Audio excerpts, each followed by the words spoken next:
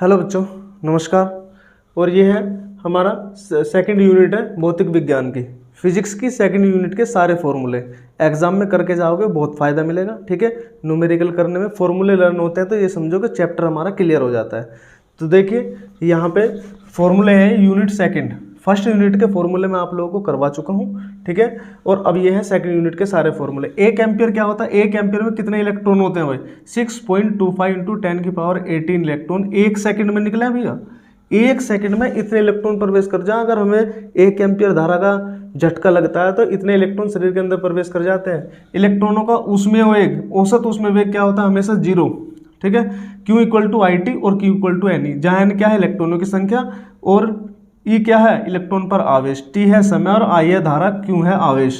Drift velocity, अनुगमन वेग और विद्युत धारा, उनमें रिलेशन क्या होता है? I equal to N E A V D.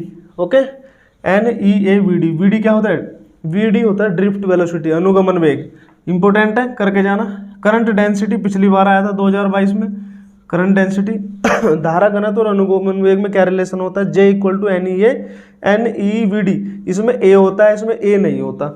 Okay, यहाँ पे देखिए यह है R, प्रतिरोध, resistance, R equal to rho L upon A. Very important formula है भाई, इस पर न्यूमेरिकल आ जाता है। यूनिट क्या होता है इसका? ओम मीटर, और इसको बोलते हैं स्पेशल रेजिस्टेंस, यानी कि विशिष्ट प्रतिरोध होता है रो। रो होता है स्पेशल रेजिस्टेंस।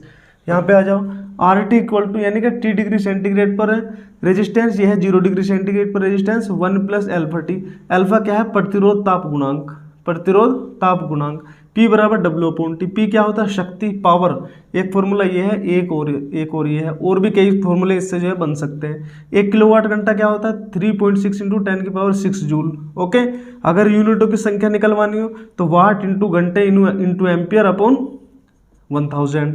ओके भाई, प्रतिरोधों का श्रेणी क्रम क्या होता है? श्रेणी क्रम होता है ये होता है श्रेणी का, ये सीरीज में है, और ये है पैरेलल। जब पैरेलल क्रम में उनको जोड़ेंगे 1/r equal to 1/r1 r2 और ये r3 rn तक। ओके, अब यहाँ पे आ जाओ 12वें में क्या है भाई? v।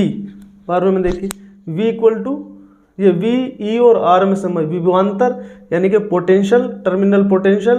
E क्या है हमारा? इलेक्ट्रिक फील्ड, और ये क्या है? R क्या है? इंटरनल रेजिस्टेंस, आंतरिक प्रतिरोध। उसमें क्या रिलेशन होता है? ये या तो ये कर लो या ये करो, इसी से आ जाएगा ये भी। किरचॉफ का फर्स्ट नियम क्या कहता है? यानी कि किसी भी जॉइंट पर मिलने वाली सभी धाराओं का बीजगणितीय योग क्या होता है? 0 होता है। ये सेकंड नियम है। ओके, जो बंद पाश का नियम होता है, एक पार्ट अलग होता है, दूसरा पार्ट अलग होता है, उसमें जो ये रूल होता है उसका। व्हीटस्टोन सेतु, P upon Q equal to R upon S। P और Q क्या है? 4 रेजिस्टेंस होते हैं। ठीक है, व्हीटस्टोन सेतु की सबसे ज्यादा सुग्राह्यता कब होगी? जब चारों के चारों रेजिस्टेंस क्या होंगे? इक्वल होंगे, ये ध्यान रखना है। P equal to Q equal to R equal to S। ठीक है बच्चों, ये ध्यान रखना है। S equal to R into 100 minus L upon L। Metre सेतु के लिए अज्ञात प्रतिरोध ज्ञात करने का फॉर्मूला है। ठीक है, V equal to K into L। K क्या है हमारा? विभव प्रवणता। V क्या है? विभवांतर, और L क्या है? तार की लंबाई यहाँ से। और 2 सेलों का विद्युत वाहक बल ज्ञात करेंगे इस फॉर्मूले से, E1 upon E2 equal to L1 upon L2। ठीक है, 2 सेलों का EMF, इलेक्ट्रिक मोटिव फोर्स, विद्युत वाहक बल अगर फाइंड करना है तो इस वाले फॉर्मूले से ज्ञात करेंगे बच्चों। तो ठीक है, ये है यूनिट सेकंड के सारे फॉर्मूले जो आपको हेल्प करेंगे न्यूमेरिकल कराने में। और आप अगर इन्हें याद रखोगे तो कहीं ना कहीं जो है आपको फ़ायदा इनका होगा ही होगा। नीट एग्जाम वाले बच्चे भी इनको लर्न करें, क्योंकि इन्हीं से जो है क्वेश्चन हमारे पूछे जाते हैं। Thank you.